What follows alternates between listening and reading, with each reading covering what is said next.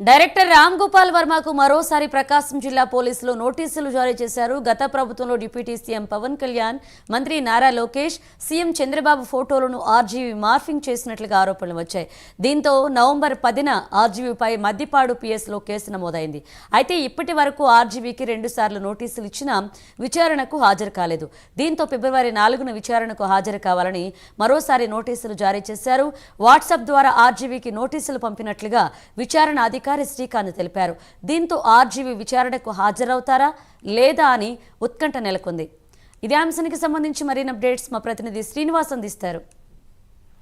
సినీ director Ram Gopal వర్మపై November 10వ తేదీ మధ్యపాటులో రామలింగం అనే టీడీపీ కార్యకర్త ఆయన కేసు నమోదు చేయడం జరిగింది. అదే సోషల్ మీడియాలో ఒక సినిమా ప్రమోషన్స్ లో వాళ్ళ అభిమాన నాయకుడైన పవన్ కళ్యాణ్, అలాగే చంద్రబాబు నాయుడు, అలాగే లోకేష్ మీద అనుచిత పోస్టులు పెట్టారనే దానిపై కేసు నమోదు అవటం జరిగింది.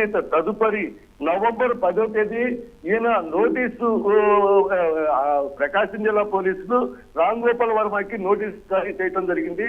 అప్పుడు రామ్ గోపాల్ వర్మ డైరెక్ట్ గా విచారణకు హాజరు కాలేనని చెప్పి వాయిదా కోరటం జరిగింది. వారం రోజులు వాయిదా కోరిన అనంతరం మళ్ళీ తదుపరి విచారణకు వస్తానని చెప్పడం జరిగింది.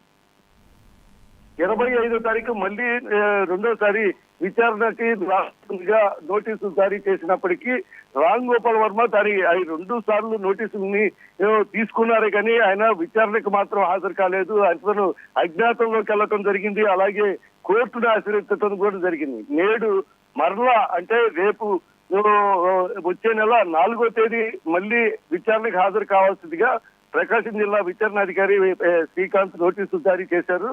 దీనికి కానీ విచారణకు రాని పక్షంలో పోలీసులు డైరెక్ట్ గా అయినా అరెస్ట్ చేయడానికి వాళ్ళకి అర్హత ఉంటుంది. Manisha. Right, thank you Srinivas.